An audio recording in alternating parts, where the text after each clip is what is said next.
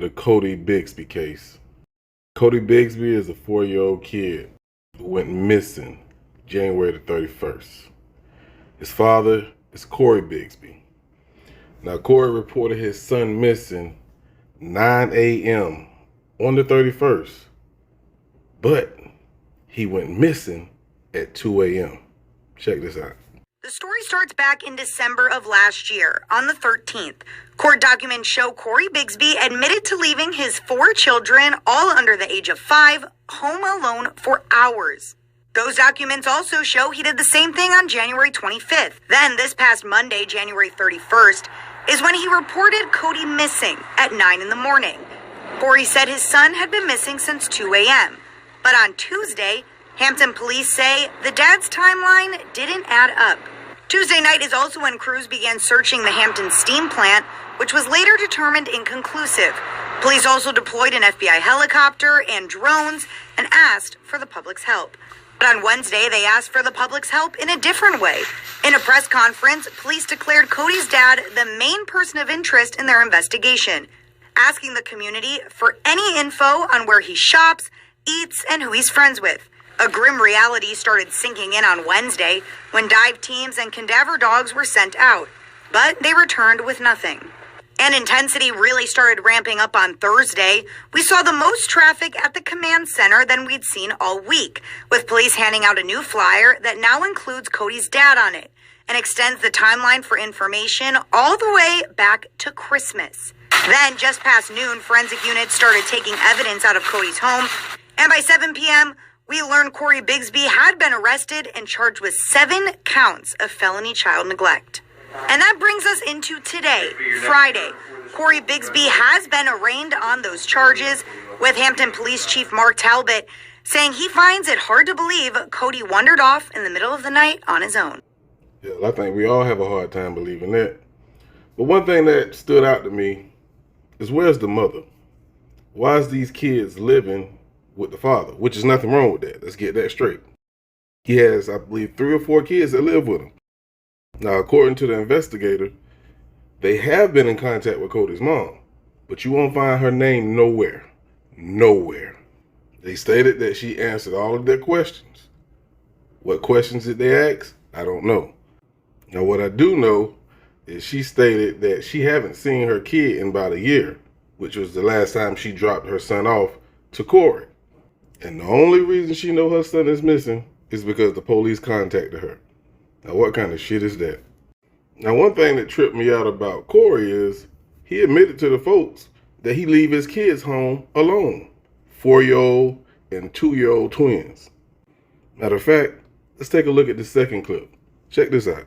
Hampton police calling Codi's father a person of interest, saying Corey Bisby has not left the police headquarters as the search continues for the 4-year-old. Today, police focused their search in a 1-mile radius surrounding Buckrow Point apartments where Codi lives, encompassing much of the old Buckrow area. This is the same part of the city that was part of their grid search, but they are going through new areas to make sure that they haven't missed anything, and they are asking for help.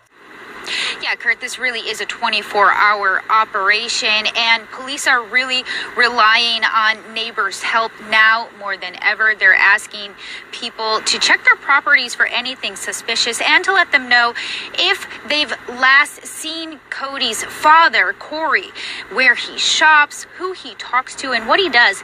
Anything to help piece together where this little boy might be. Searchers covering new ground Wednesday. Can anybody tell me what this case reminds you of already? Now, the biggest question is, I think the 25th was the last time before the 31st that he left them kids in the house by themselves. Where did he go on the 25th? I don't know. But the 31st, let's go to the 31st. You see your kid 2 o'clock in the morning, which he should be in the bed asleep. But when you look, he wasn't there. And you don't report him until 9 a.m., 7 hours later? Now, unless your son like to play hide and go seek with you in the middle of the night, then I can understand why you had to go look for him. But 7 hours? No, pimpin'. No. You search that bedroom, you search that house, you don't see him, you should have called them folks immediately. Something wrong with that, pimp. And let's think about it.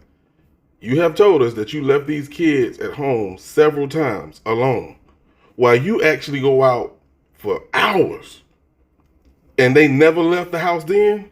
Why would they leave the house in the middle of the night and it's cold as hell outside? And then you got the nerve to say it's such an inconvenience to take them with you? Man, you ought to be slapped in your mouth, bro. Now, my question is, when the last time anybody else saw Codi prior to the 31st of January? Because your story ain't sitting right with me, homie. Now, there's one more thing I want to touch on before I get up out of here. People, I understand how hard this is and how tough this can be if Corey was your family member. Codi was your cousin, or nephew, grandchild. I understand how tough this can be. But you have to understand these people have a job to do. They're going to start with the parents first. No doubt about it. And I understand you want to protect your family's name and state that, hey, my brother wouldn't do nothing like this. But if you know deep down inside, looking at the evidence, don't sit there and deny it, because it's going to make you look bad too. I want y'all to take a listen to what Corey's sister had to say.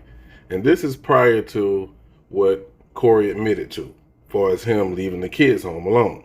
Listen to what she say now. Not a chance. Not a chance. I don't believe it for a second. What if it comes out to be that he did? They're going to have to prove it. Because I know my brother. I know my brother, and I know that it's not true. Are you sure about that? Because this is what the police said.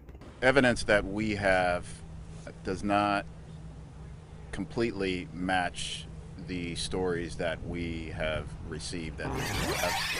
Does not completely match the stories that we have received at this point.